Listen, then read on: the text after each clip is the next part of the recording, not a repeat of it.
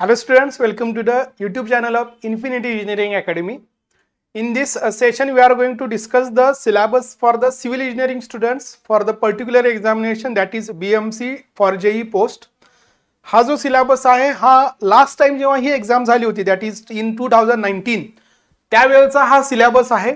जवळपास जी काय upcoming exam येणार आहे किंवा जी काय वॅकंट पोस्ट आहेत आता बीएमसी मध्ये, तर त्यासाठी जी काय एक्झाम येणार आहे त्यासाठी सुद्धा सिव्हिलच्या स्टुडंटसाठी बऱ्यापैकी हाच सिलेबस राहील.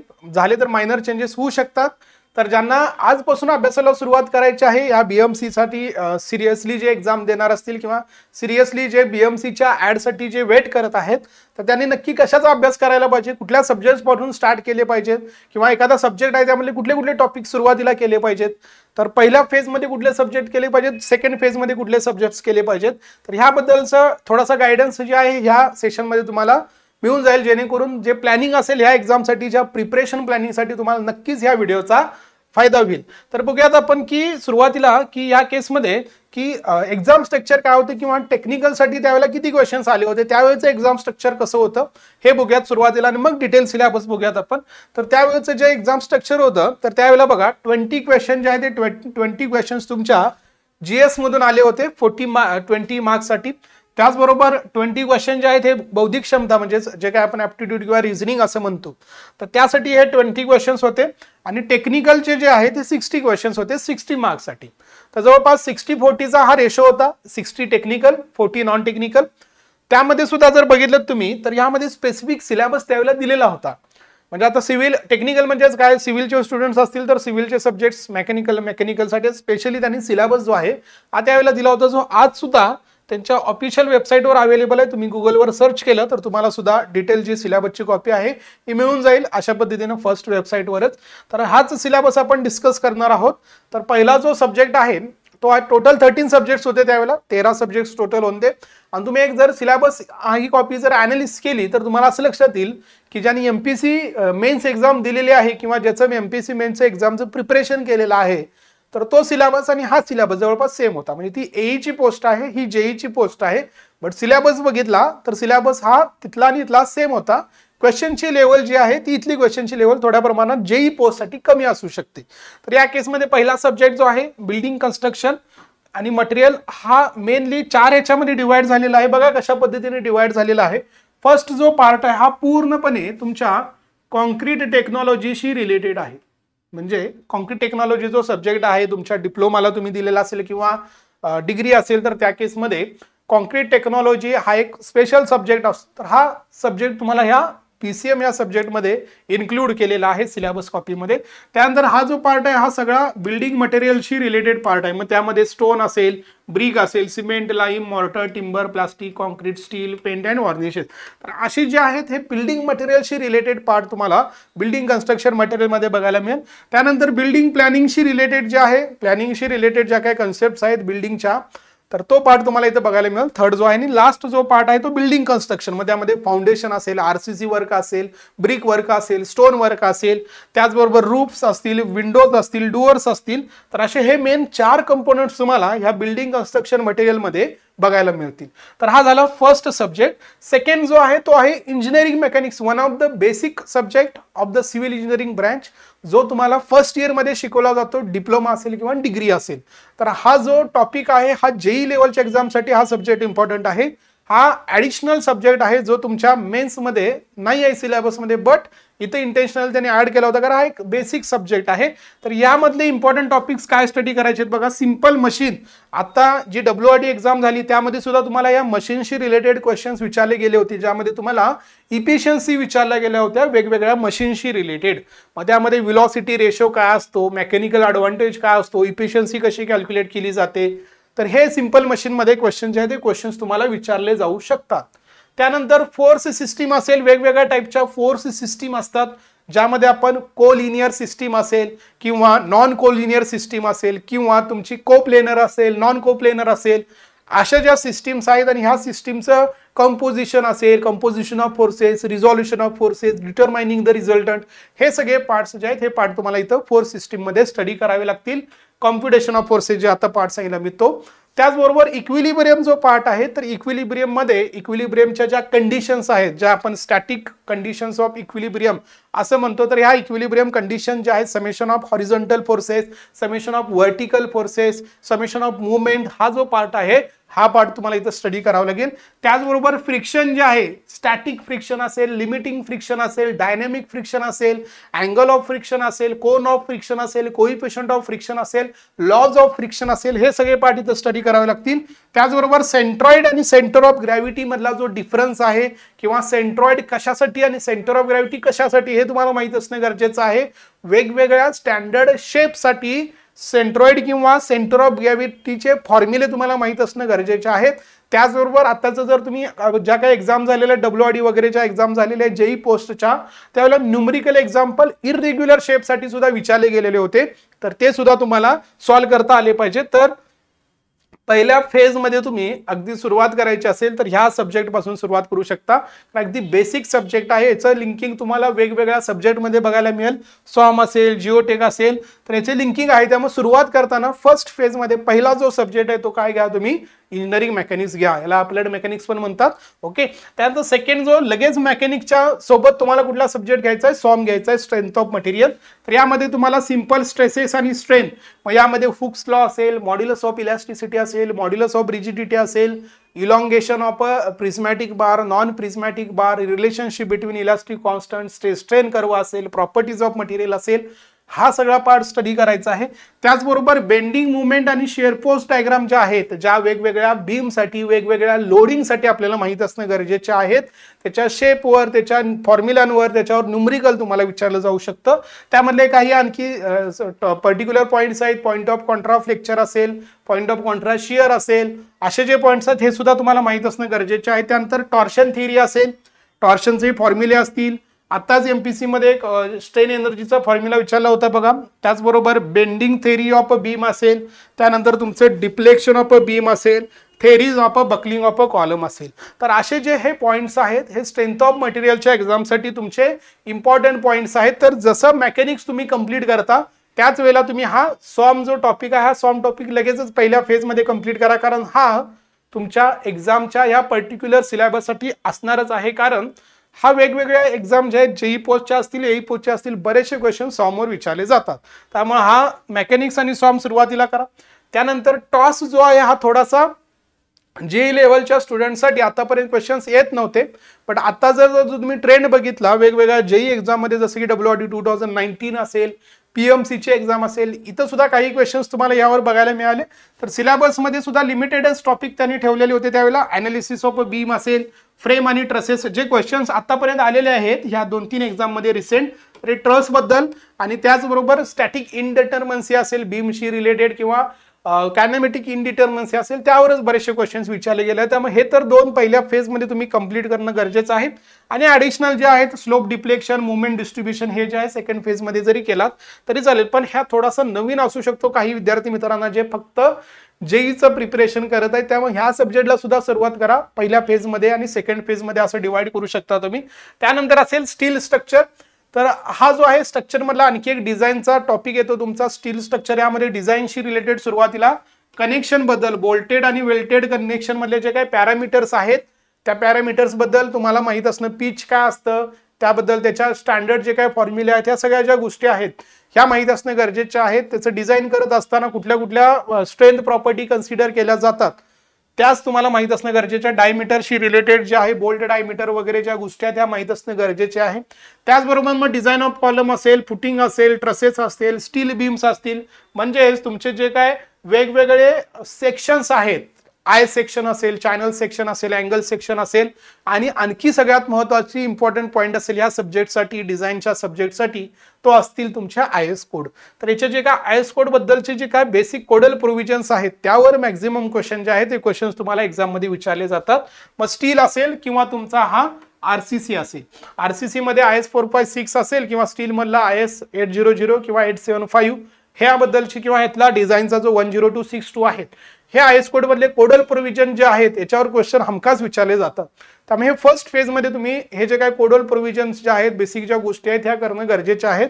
त्यामध्ये मग आणखी डिझाईन ऑफ स्लॅब असेल, डिझाईन ऑफ बीम असेल, कॉलम असेल, फुटिंग असेल, हा जो पार्ट आहे हा थोडासा नवीन असेल तुमच्यासाठी. त्यामध्ये रिटेनिंग वॉल, टँक आणि बिल्डिंग फ्रेम, म्हणजे जेई साठी बोलत आहे मी, ज्यांनी एमपीसीचं प्रिपरेशन केलेलं आहे त्यांना हे पॉईंट्स त्यांनी स्टडी केलेले आहेत.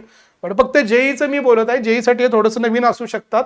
रिटेनिंग वॉल, टँक आणि बिल्डिंग फ्रेम आणि स्टेअरकेस, तर हे आपण पहिल्यापासून स्टडी करतोच. तर हे फर्स्ट फेज, सेकंड फेज अशा पद्धतीने याला तुम्ही डिझाईन करू शकता. त्यानंतर हा एक टॉपिक आहे कन्स्ट्रक्शन प्लॅनिंग आणि मॅनेजमेंट. ह्यावर सुद्धा जे काही क्वेश्चन्स यायचे आतापर्यंत, हे क्वेश्चन सीपीएम आणि पट वर मॅक्झिमम यायचे क्वेश्चन्स. जे नेटवर्कच्या ज्या टेक्निक्स आहेत त्यावर मॅक्झिमम क्वेश्चन्स आतापर्यंत विचार होते. जो इथं पार्ट दिलेला आहे बघा, नेटवर्क आणि अनालिसिस. तर हे नेटवर्क आणि अनालिसिस म्हणजेच काय असेल तर क्रिटिकल पाथ मेथड आणि पर्ट जे असतं प्रोग्राम इव्हॅल्युएशन रिव्ह्यू टेक्निक. तर हे जे दोन कन्सेप्ट्स आहेत ह्या मात्र तुमच्या सुरुवातीला फर्स्ट फेज मध्येच करणं गरजेचं आहे, सीपीएम आणि पट. मग बाकीचा थोडासा हा ऍडिशनल पार्ट आहे, थेरॉटिकल पार्ट आहे. सायंटिफिक मॅनेजमेंट असेल, मटेरियल मॅनेजमेंट असेल, कन्स्ट्रक्शन इक्विपमेंट असेल, साईट लेआउट असेल, क्वालिटी कंट्रोल असेल. हे थोडेसे म्हणजे टॉपिक जास्त आहेत, बट मेजर पार्ट तुमचा हा नेटवर्क अनालिसिसचा आहे. म्हणजे सीपीएम पट मध्ये परत आणखी सब टॉपिक 7 to 8 येतात. त्यामुळे हे पहिला करून घ्या फर्स्ट फेज मध्ये, सेकंड फेज मध्ये मग हे करू शकता. अशा पद्धतीने हे तुम्ही डिवाइड करू शकता. म्हणजे समजा दुसरी आणखी एखादी एक्झाम आलीच लवकरात लवकर या 2-3 महिन्यात, तर जे जे मेजर पार्ट आहे तो तुमचा तोपर्यंत झालेला असेल. त्यामुळे हे मी असं सांगत आहे की फर्स्ट फेज, सेकंड फेज. ठीक आहे. तर अशा पद्धतीने हे सिलेबसचे तुम्ही अनालिसिस करू शकता. हा मात्र सब्जेक्ट असा आहे की हा वेगवेगळ्या जेई एक्झाम मध्ये बरेचसे क्वेश्चन्स ह्या टॉपिकवर, दॅट इज सर्वेइंग वर विचारले जातात. सिलेबस कॉपी जी आहे, हा सिलेबस जसं मी तुम्हाला सांगितलं होतं की मेन्सचा जो सिलेबस आहे तसाच सेम आहे, सिमिलर आहे जवळपास. तर तेच टॉपिक इथे तुम्हाला बघायला मिळतील. ह्यामध्ये जे फर्स्ट फेज मध्ये करायचे आहेत ते आहे क्लासिफिकेशन ऑफ सर्वे असेल, लिनियर मेजरमेंट म्हणजे मेजरमेंट ऑफ डिस्टन्स असेल, कंपास सर्वे असेल, प्लेन टेबल, लेवलिंग, त्यानंतर कंटुरिंग, थेडोलाइट, टॅकोमीटर आणि कर्व. हे तर पहिल्या फेज मध्ये सुरुवातीलाच करून घ्या, यावर मॅक्झिमम क्वेश्चन्स येतात. सेकंड फेज मध्ये जे रिमेनिंग दिसत आहेत म्हणजे ऑप्टिकल इलेक्ट्रॉनिक डिव्हाइसेस असेल, कॅल्क्युलेशन ऑफ व्हॉल्यूम ज्यामध्ये आपण सिम्पसन्स रूल, ट्रॅपोझायडल रूल यूज करतो ते पॉईंट्स असतील, ट्रिग्नोमेट्रिक लेवलिंग असेल जिथं आपण टॅन थीटाचा यूज करून लेवलिंग करतो. त्यानंतर तुमचं फोटोग्रामेट्री असेल ज्यामध्ये फोटोचा यूज करून म्हणजे एअरक्राफ्ट वरून फोटो घेऊन त्याचा यूज करून त्याचं इंटरप्रिटेशन करून सर्वे केला जातो. जिओडेटिक सर्वे असेल जिथं आपण अर्थचं जे कर्वेचर आहे ते कन्सिडर करतो. आणि हायड्रोग्राफिक सर्वेइंग असेल जिथं वॉटर बॉडीशी रिलेटेड आपण सर्वे करतो. तर हे सेकंड फेज मध्ये ठेवू शकता. फर्स्ट फेज मध्ये जे मॅक्झिमम क्वेश्चन्स आलेले आहेत ते सुरुवातीला कव्हर करून घ्या. जसं सांगितलं की दुसरी कुठली तरी एक्झाम आली तर त्याला तुमचा नक्की फायदा होऊन जाईल. तर अशा पद्धतीने हे 8 नंबर जो तुमचा 8 नंबरचा सब्जेक्ट आहे सर्वेइंग, त्याबद्दलचं तुम्ही अनालिसिस जे आहे करू शकता. त्यानंतर इस्टिमेशन, कॉस्टिंग आणि व्हॅल्युएशन, स्पेसिफिकेशन जे आहे जनरल स्पेसिफिकेशन असेल, डिटेल स्पेसिफिकेशन असेल, हा स्टडी करून घ्या. त्याचबरोबर इस्टिमेशन आणि कॉस्टिंगच्या ज्या काही वेगवेगळ्या मेथड्स आहेत तुमच्या, ज्यामध्ये अगदीच बेसिक लेवलला जायचं झालं तर long wall, short wall, centre line method, तर त्याच्यावर सिंपल न्यूमरिकल एक्झाम विचारले जाऊ शकतात. याच्यावर टेंडर्स अँड कॉन्ट्रॅक्टवर थेरॉटिकल क्वेश्चन्स, डॉक्युमेंटशी रिलेटेड, डिपॉझिटशी रिलेटेड, जे काय मनी डिपॉझिट मनी करावं लागतं आपल्याला त्याच्याशी रिलेटेड क्वेश्चन्स तुम्हाला बघायला मिळतील. रेट अनालिसिसवर सिंपल न्यूमरिकल एक्झाम्पल तुम्हाला विचारले जाऊ शकतात. आणि सगळ्यात इम्पॉर्टंट जो आहे व्हॅल्युएशन, यावर मात्र मॅक्झिमम क्वेश्चन्स तुम्हाला विचारतील. तर त्यामध्ये डिफरंट टाईपच्या व्हॅल्यूज आहेत, book value, scrap value, salvage value, monopoly value, assessed value, distressed value असेल, त्याचबरोबर पोटेन्शियल व्हॅल्यू असेल, सेंटिमेंटल व्हॅल्यू असेल, असे वेगवेगळ्या ज्या व्हॅल्यूज आहेत त्यावर क्वेश्चन्स इथे विचारले जातील. पर्पज ऑफ व्हॅल्युएशनवर क्वेश्चन विचारले जाऊ शकतात. त्याचबरोबर डिप्रिसिएशनच्या ज्या मेथड्स आहेत, स्ट्रेट लाईन मेथड असेल किंवा तुमची जी काय पर्सेंटेज डिप्रिसिएशन मेथड असेल, त्याचबरोबर सिंकिंग फंडशी रिलेटेड फॉर्म्युलेज असतील आणि मेथड्स ऑफ व्हॅल्युएशनचे जे काही रेंट कॅल्क्युलेट करायच्या मेथड्स असतील त्यावर न्यूमरिकल एक्झाम्पल तुम्हाला ह्या व्हॅल्युएशनवर विचारले जाऊ शकतात. त्यानंतर सब्जेक्ट नंबर 10 सगळ्यात इम्पॉर्टंट सब्जेक्ट, जे काय प्रिव्हियस इयरचं सगळ्या एक्झामचं जर तुम्ही गेल्या ह्या 10 वर्षातलं जरी अनालिसिस बघितलं तर मॅक्झिमम जे क्वेश्चन्स आहेत ह्या सब्जेक्टवर विचारले जातात, दॅट इज जिओटेक्निकल इंजिनिअरिंग. तर जिओटेक्निकल इंजिनिअरिंगमध्ये 2 पॉईंट्स येतील तुमचे, सॉइल मेकॅनिक्सशी रिलेटेड किंवा सॉइलच्या बेसिक प्रॉपर्टीज असतील आणि सेकंड असेल तुमचा फाउंडेशन. तर हा पार्ट जो आहे तो तुम्हाला फर्स्ट फेजमध्येच करायचा आहे. सर्वेचा जो मगाचा पार्ट सांगितला तो पण फर्स्ट फेज, इस्टिमेशन कॉस्टिंग मधलं व्हॅल्युएशन आणि इस्टिमेशन कॉस्टिंग हे सुरुवातीला फर्स्ट फेजमध्ये करा. बाकीचा जो पार्ट आहे तो सेकंड फेजमध्ये करू शकता. या केसमध्ये बघा जिओटेक्निकल इंजिनिअरिंगमध्ये जिओटेक्निकल प्रॉपर्टीज म्हणजेच वाईड रेशो असेल, पोरोसिटी असेल, युनिट वेटच्या टाइप्स असतील, डेन्सिटीचे टाइप्स असतील, त्याचे रिलेशनशिप्स असतील, यावर numerical example, formula based example विचारतात. स्ट्रेसेस असतील सॉइल मधल्या, शिअर स्ट्रेसेस असतील, कॉम्पॅक्शन मध्ये तुम्हाला MDD OMC वर क्वेश्चन्स विचारले जातात. कन्सॉलिडेशन मध्ये टाइम फॅक्टर असेल, वेगवेगळे इंडेक्सेस आहेत त्यावर क्वेश्चन्स विचारले जाऊ शकतात. त्यानंतर स्टॅबिलिटी ऑफ अ स्लोप मध्ये फॅक्टर ऑफ सेफ्टी असेल त्यावर क्वेश्चन विचारले जाऊ शकतात. बेरिंग कॅपॅसिटी मध्ये ग्रॉस बेरिंग कॅपॅसिटी, अल्टिमेट किंवा तुमची ultimate bearing capacity, net bearing capacity याच्या डेफिनेशन्सवर क्वेश्चन्स येतील, त्याच्या मेथड्सवर क्वेश्चन्स विचारले जातील. अनालिटिकल मेथड, ग्राफिकल मेथड, सेटलमेंटवर क्वेश्चन, स्टँडर्ड ज्या काही सेटलमेंटच्या व्हॅल्यूज असतात त्यावर क्वेश्चन तयार होऊ शकतात. शालो आणि डीप फाउंडेशनच्या डेफिनेशनवर, त्याच्या टाइप्सवर, त्याच्या सुटेबिलिटीवर क्वेश्चन तयार होतील. कॉपर डॅमच्या यूजवर, त्याच्या डेफिनेशनवर क्वेश्चन विचारले जातील. आणि आणखी एक ॲडिशनल पार्ट आहे ग्राउंड वॉटर कंट्रोल. तर हा सब्जेक्ट मात्र तुम्ही फर्स्ट फेजमध्ये करणं गरजेचं आहे, कारण वेगवेगळ्या ज्या काही एक्झाम्स येतील या अपकमिंग या 2 ते 3 महिन्यामध्ये किंवा 4 महिन्यामध्ये सगळ्यामध्ये हा टॉपिक तुमचा युजफुल राहणार आहे, हा सब्जेक्ट युजफुल राहणार. त्यामुळे हे फर्स्ट फेजमध्येच कंप्लीट करून घ्या. त्यानंतर हायवे इंजिनिअरिंग जो आहे, हायवे इंजिनिअरिंगशी रिलेटेड बघूयात आपण काय काय टॉपिक सिलेबसमध्ये होते. तर यामध्ये प्लॅनिंग ऑफ हायवे सिस्टीम जे अगदी सुरुवातीपासून first plan, second plan, third plan जे म्हणतो आपण त्याबद्दल, अलाइनमेंट बद्दलच्या बेसिक गोष्टी, जिओमेट्रिक डिझाईन सगळ्यात महत्त्वाचा जो पार्ट आहे यामध्ये तो आहे तुमचा जिओमेट्रिक डिझाईन. तर हा फर्स्ट फेज मध्ये करून घ्या, याच्यावर मोस्ट ऑफ दी क्वेश्चन्स विचारले जातात. त्याबरोबर हा पण पार्ट इम्पॉर्टंट आहे, कर्वशी रिलेटेड. हॉरिझॉन्टल कर्व त्याचे परत टाइप्स असतील, व्हर्टिकल कर्व त्याचे परत टाइप्स असतील, शेप कुठले सुटेबल, लेंथ कशी कॅल्क्युलेट करायची, डिझाईनशी रिलेटेड कन्सेप्ट्स कोणते आहेत हे करून घ्या. ग्रेड सेपरेशन असेल, मटेरियलशी रिलेटेड म्हणजे बिटुमिनियस मटेरियल्स असतील, ॲग्रिगेट असतील त्याच्या टेस्टिंग, इम्पॅक्ट टेस्ट असेल, त्याचबरोबर ॲब्रेशन टेस्ट असेल, क्रशिंग व्हॅल्यू टेस्ट असेल, बिटुमेनच्या वेगवेगळ्या टेस्ट असतील, तुमच्या डक्टिलिटी टेस्ट असेल, पेनिट्रेशन टेस्ट असेल. तर ह्या टेस्टिंगवर क्वेश्चन विचारले जातात. त्यानंतर रिजिड आणि फ्लेक्झिबल पेवमेंटमध्ये थोडासा ॲडव्हान्स पार्ट म्हणता येईल. यामध्ये परत डिझाईनशी रिलेटेड, थिकनेसशी रिलेटेड क्वेश्चन्स येतील. आणि ट्रॅफिक इंजिनिअरिंग हा पण एक इम्पॉर्टंट पॉईंट आहे, ज्यामध्ये ट्रॅफिकशी रिलेटेड डिझाईन ऑफ सिग्नल असेल किंवा तुमचे जे काय स्पीडशी related, mean speed, spot speed, origin destination studies हा जो पार्ट आहे हा माहीत असणं तुम्हाला गरजेचं आहे. त्यानंतर हा जो आहे हा सब्जेक्ट JEE साठी दुसऱ्या कुठल्या एक्झाम मध्ये आतापर्यंत तरी मॅक्झिमम क्वेश्चन्स आलेले नाहीत. यावर अगदी सिंपल क्वेश्चन्स आले असतील, जर आले असतील तर ते पण. तर हा मेन्स मधला परत एक सब्जेक्ट आहे ब्रिज इंजिनिअरिंग, जो त्यावेळेला BMC मध्ये ऍड केलेला गेलेला होता. तर हा तुम्ही परत सेकंड फेज मध्ये ठेवू शकता जर तुम्हाला फर्स्ट आणि सेकंड फेज असा स्टडी करायचा असेल तर. म्हणजे फक्त BMC न करता दुसऱ्या पण एक्झाम तुम्ही जर देणार असाल तर पहिल्या फेज मध्ये मी काय सांगितलं, जे बाकी सगळ्या एक्झामला इम्पॉर्टंट सब्जेक्ट्स आहेत ते मी फर्स्ट फेज मध्ये करा असं म्हणत आहे. आणि हे थोडंसं ऍड यायचे चान्सेस जेव्हा जास्त येतील किंवा ऍड जे आहे लवकरात लवकर येणार असेल किंवा सेकंड फेज मध्ये जेव्हा तुम्ही फिक्स होऊन जाईल की आता बऱ्यापैकी आपला फर्स्ट फेज कव्हर झालेला आहे आणि आपल्याजवळ आता वेळ आहे, त्यावेळेला आपण हा सेकंड जो फेज आहे तुम्ही घेऊ शकता. यामध्ये selection of site, types of bridges असेल, discharge, waterways, span, flux, score, standard specification, load and forces, त्यानंतर सुपरस्ट्रक्चर, स्ट्रेथनिंग, हे जे पॉइंट्स आहेत हे ब्रिज मध्ये करणं गरजेचे आहे. तर हा टॉपिक तुम्ही सेकंड फेज मध्ये ठेवू शकता. त्यानंतर इन्व्हायरमेंटल इंजिनिअरिंग हा सुद्धा एक इम्पॉर्टंट टॉपिक आहे. इन्व्हायरमेंटल इंजिनिअरिंग यामध्ये बघा water supply engineering, waste water engineering आणि सॉलिड वेस्ट मॅनेजमेंट असे हे 3 याच्यामध्ये हा पूर्ण सब्जेक्ट जो आहे डिवाइड झालेला आहे. तर वॉटर सप्लायिंग मध्ये जे काही पोर्टेबल वॉटर आहे त्याच्या डिझाईन बद्दल, त्याच्या सप्लाय बद्दल, त्याच्या डिमांड बद्दल, फोरकास्टिंग असेल, त्याच्या क्वालिटी पॅरामीटर्स बद्दल तुम्हाला सिलेबसमध्ये पॉईंट्स बघायला मिळतील. आणि जे सिवेज असेल, सिवेज वॉटर जे आहे त्याच्या ट्रीटमेंट बद्दल, त्याच्या परत डिस्पोजल बद्दल जो आहे तो सेकंड पार्ट दिसेल. त्यामध्येच काही एअर पोल्युशन, नॉइज पोल्युशनचे पॉईंट्स तुम्हाला बघायला मिळतील. आणि त्याचबरोबर सॉलिड वेस्ट मॅनेजमेंट हा एक पार्ट आहे. तर फर्स्ट फेज मध्ये तुम्ही हा पार्ट करू शकता. सेकंड फेज मध्ये थर्ड जो पार्ट आहे हा सेकंड फेज मध्ये तुम्ही करू शकता.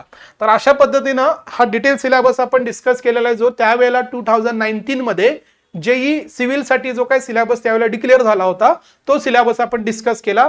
यावेळेला सुद्धा काही मायनर चेंजेस होऊ शकतात, बट जे कोर सब्जेक्ट्स आहेत हे तर असेच राहतील. बरोबर आहे. डिटेल सिलेबस हा बाकीच्या कॉर्पोरेशन मध्ये PMC असेल, PCMC असेल, डिटेल सिलेबस दिला जात नाही, तुम्हाला फक्त सिव्हिल इंजिनिअरिंग एवढंच म्हटलं जातं. तर ह्या वेळेला मात्र तुम्हाला BMCच्या वेळेला मात्र हा डिटेल सिलेबस दिलेला होता. तर तोच एक रेफरन्स घेऊन किंवा तेच एक बेसलाईन कन्सिडर करून तुम्ही आजपासून अभ्यासाला सुरुवात करू शकता. कारण तुम्ही जर अनालिसिस केला असेल लास्ट टाइमच्या पूर्ण रिक्रुटमेंट बद्दल, तर जर सर्वसाधारणपणे ऑक्टोबर महिन्यामध्ये 2019च्या ही ऍड आली होती, फॉर्म भरायची जी काय फॅसिलिटी होती ही ऑक्टोबर मध्ये होती आणि नोव्हेंबरच्या एंड मध्ये ही एक्झाम झालेली होती, म्हणजे सर्वसाधारणपणे 40 दिवस किंवा मॅक्झिमम 45 ते 50 दिवसच अवेलेबल होते. तर यामध्ये हा इतका सिलेबस टेक्निकलचा प्लस नॉन टेक्निकलचा कव्हर करणं जे आहे थोडंसं, म्हणजे तुम्ही अगदीच बेसिक पासून स्टार्ट करत असाल तर थोडंसं डिफिकल्ट आहे. त्यामुळे तुम्ही सुरुवात जी आहे ती आजपासून करणं गरजेचे आहे, जेणेकरून ऍड युस्तोपर्यंत, नोटिफिकेशन युस्तोपर्यंत मॅक्झिमम पोर्शन तुमचा कव्हर झालेला असेल आणि फक्त तुम्हाला मग रिवाइज करून MCQ प्रॅक्टिस, मॉक टेस्ट, रिव्हिजनवर जास्तीत जास्त फोकस जो आहे जर तुम्ही हा ठेवलात, अशा पद्धतीने जर तुम्ही जर प्लॅनिंग केलं तर नक्कीच तुम्हाला ह्या अपकमिंग एक्झाम मध्ये यश मिळू शकतं. त्याचबरोबर जेईच्या ज्या काही अपकमिंग एक्झाम येतील, जसं ह्या वर्षी बघा बऱ्याचशा एक्झाम झालेल्या आहेत, तर तशा सुद्धा नेक्स्ट इयर मध्ये सुद्धा बऱ्याचशा एक्झाम येऊ शकतात. तर त्या केसमध्ये तुम्हाला बाकीच्या एक्झामसाठी सुद्धा वर्षभरात ज्या काही एक्झाम येतील, जेई लेवलच्या असतील किंवा ए लेवलच्या असतील, तिथं सुद्धा नक्की ह्या सिलेबसचा तुम्हाला उपयोग होईल. ओके, तर त्याच अनुषंगानं स्पेशली या BMC साठी इन्फिनिटी इंजिनिअरिंग अकॅडमी आपले एक बुक लॉन्च करत आहे. तर ते बुक जे आहे लवकरच आपल्याला अवेलेबल होईल. ओके, तर ही BMC बद्दलची इन्फॉर्मेशन आपण आता ह्या व्हिडिओमध्ये बघितलेली आहे. आता ज्या विद्यार्थ्यांना ह्या BMC असेल किंवा त्यासोबतच बऱ्याचशा ह्या ॲडव्हर्टाइजमेंट ज्या आहेत ह्या येत्या 2023 मध्ये येणार आहेत, तर ही BMC असेल किंवा जिल्हा परिषदची जी काय पेंडिंग ॲडव्हर्टाइजमेंट होती ती येण्याचे चान्सेस आहेत. त्याचबरोबर नगर परिषदची ॲड जी आहे ती सुद्धा येण्याचे चान्सेस आहेत आणि PWD असेल. तर अशा ह्या वेगवेगळ्या मल्टिपल एक्झामिनेशनसाठी ज्या विद्यार्थी मित्रांना अभ्यास सुरू करायचा आहे, तर अशाच विद्यार्थी मित्रांसाठी इन्फिनिटीने एक बॅच लॉन्च केलेली आहे. तर सुरुवातीला प्लॅन होता की फक्त BMC साठी लॉन्च करावं, बट बऱ्याचशा ह्या एक्झाम येत आहेत, तर ह्या सगळ्याच एक्झामसाठी उपयुक्त असणारी अशी ही बॅच जी आहे ही पुण्यामध्ये 5 डिसेंबर या तारखेपासून स्टार्ट होत आहे. जी बॅच तुम्हाला BMC असेल, PWD असेल, ZP असेल किंवा नगर परिषद असेल, अशा ह्या वेगवेगळ्या एक्झामिनेशन ज्या होणार आहेत सिव्हिल इंजिनिअरिंगच्या स्टुडंटसाठी. मग काही एक्झाम डिप्लोमालाच फक्त असतील, काही एक्झाम डिग्री स्टुडंटसाठी असतील. तर अशा पद्धतीनं या सगळ्याच एक्झामच्या अनुषंगानं ही एक इंटिग्रेटेड बॅच आपण लॉन्च करत आहोत, जी स्टार्ट होत आहे आपल्या 5 तारखेला. तर याबद्दल, या बॅच बद्दल जर काही तुम्हाला इन्फॉर्मेशन हवी असेल तर हा इथं नंबर दिलेला आहे, ह्या नंबरवर तुम्ही कॉल करू शकता. पूर्णपणे तुम्हाला जी इन्फॉर्मेशन आहे ही इन्फॉर्मेशन या नंबरवर कॉल केल्यानंतर मिळून जाईल. पुण्यामध्ये जे लोकेशन आहे या बॅच साठी तर ते आहे नारायणपेठ इथं मोदी गणपती जवळ आपलं मानकरवाडा अशी ही बिल्डिंग आहे. तिथं आपलं हे क्लासेस जे आहेत हे ऑफलाईन स्वरूपात होतील आणि ऑफलाईन सुद्धा आणि ऑनलाईन स्वरूपात दोन्ही सुद्धा अशी हायब्रिड बॅच असणार आहे. हा याचा एक महत्त्वाचा ॲडव्हान्टेज असणार आहे. फॅकल्टी पूल बद्दल बघितलं तर जसं की आपल्याला माहिती आहे की गिरीश सर असतील, देशकरी सर असतील, सौरभ सर असतील, लिमन सर असतील, वर्मा सर, मी स्वतः अक्षय सर आणि धीरेंद्र सर. तर असा हा वेल एक्सपिरियन्स्ड आणि एक्सपर्ट फॅकल्टी पूल आपल्या जवळ आहे. तर नक्की तुम्हाला या बॅच बद्दल जर काहीही इन्फॉर्मेशन हवी असेल तर या नंबरवर तुम्ही कॉल करू शकता. त्याचबरोबर हे झालं पुण्याशी रिलेटेड जे आहे, त्या पुण्यातले जे काही स्टुडंट आहेत त्या किंवा पुण्याच्या आसपास किंवा पुण्यामध्ये बॅच लावू इच्छित असणाऱ्या मुलांसाठीची ही इन्फॉर्मेशन झाली.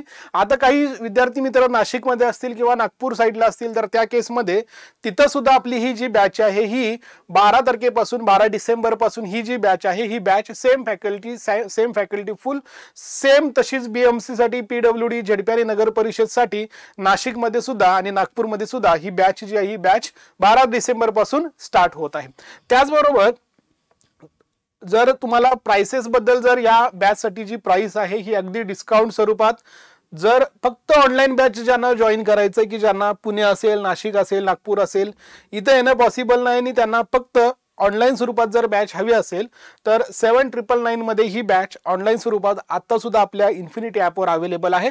आणि ज्या विद्यार्थी मित्रांना ऑफलाईन स्वरूपात हवी आहे, मग ती पुणे असेल, नाशिक असेल, नागपूर असेल आणि त्याचसोबतच ऑनलाईनचा सुद्धा ॲडव्हान्टेज पाहिजे, म्हणजे तेच लेक्चर रेकॉर्डेड स्वरूपात परत एकदा रिव्हिजन पॉईंट ऑफ व्ह्यू किंवा काही मिस झालं असेल तर परत एकदा हवे असतील तर अशा पद्धतीनं ऑफलाईन ॲज वेल एज ऑनलाईन अशा स्वरूपात, म्हणजेच थोडक्यात हायब्रिड स्वरूपात ही जी बॅच असणार आहे ही 11,999 मध्ये ही बॅच अवेलेबल आहे.